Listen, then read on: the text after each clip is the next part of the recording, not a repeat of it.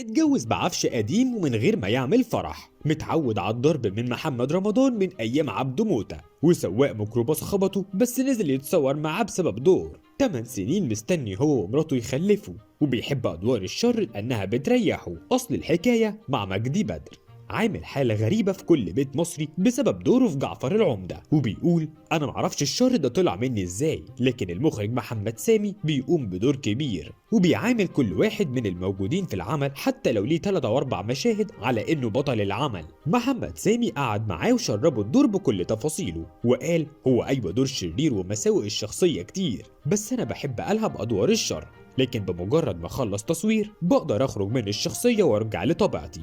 وبيحكي عن مشهد ضرب جعفر لبلال شامة، وبيقول إن بعد المشهد محمد رمضان حضنه وبس على راسه، وبيحب يشتغل مع رمضان لأنه بيعرف يدي طاقة إيجابية لكل الناس. المسلسل قلب السوشيال ميديا عليه من كتر كمية الشر اللي شفناها منه. اسم بلال شامة هيكون رمز الشر ومش هيتنسي، وجمهور محمد رمضان كله نفسهم يمسكوه ويسلموه لجعفر بنفسهم. ده يبقى تاني عمل يجمعه برمضان، اشتغل معاه قبل كده في عبده موتة، لكن هنا التعامل اختلف تماما. وبيحكي وبيقول في عبده موتة كنا اصحاب وخنته، لكن في جعفر العمدة انا معرفوش، انا واحد عاوز فلوس وخلاص. مبهدل محمد رمضان في كل عمل يجمعهم، وما كانش في احتكاك ما بينهم وقت التصوير عشان يحافظ على مشاعره في المشاهد. مجدي بدر من مواليد اكتوبر سنة 1970، دخل عالم التمثيل وهو 20 سنة من غير ما يدرس التمثيل في المعهد، لكن امتهن الحرفة من خلال الخبرة والموهبة. معظم أدواره هو الشخص الشرير المجرم الخاين، وصرح انه بيحب ادوار الشر لانها بتريحه.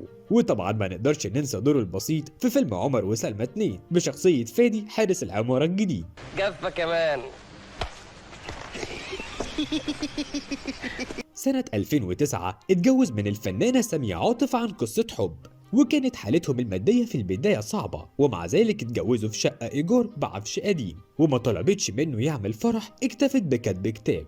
وفي 2017 ربنا رزقه ببنته الأولى داليدا بعد 8 سنين من الزواج والعلاج من العقم. ووقتها انتشر فيديو لمجدي ومراته في المستشفى قبل وبعد إنجاب الطفلة، وكان مجدي متأثر جدا لدرجة إنه انهار من العياط أول ما شاف بنته، وكانت من أسعد اللحظات في حياتهم. بيحكي مجدي عن بدايته إنها كانت صعبة، وفي أدوار كتير قبل يلعبها وهو مش راضي عنها لأنه كان مزنوق ماديا ومحتاج شغل زي أي حد عنده التزامات. وقعد من قبل كورونا فترة كبيرة مش بيشتغل زي ما ناس كتير بيعدوا بالوقت ده وبيبقى مفيش شغل، لكن بيقول إن ربنا كريم ومش بينسى حد. وأكتر حاجة بيحمد ربنا عليها هي مراته سامية عاطف، لأنها برضه ممثلة وفنانة وعارفة السوق ماشي إزاي، فبتستحمل أي ظرف وبتبقى واقفة جنبه وبتقدر. بس بعيدا عن الشر اللي شفناه منه، هو ممثل جامد عشان يقدر يسبق الشخصية كده، والناس في الشارع بيحبوه جدا بعد ما قدر يلفت نظرهم. وبيحكي مجدي إنه عمل حادثة بسيطة مع ميكروباص خبط عربيته،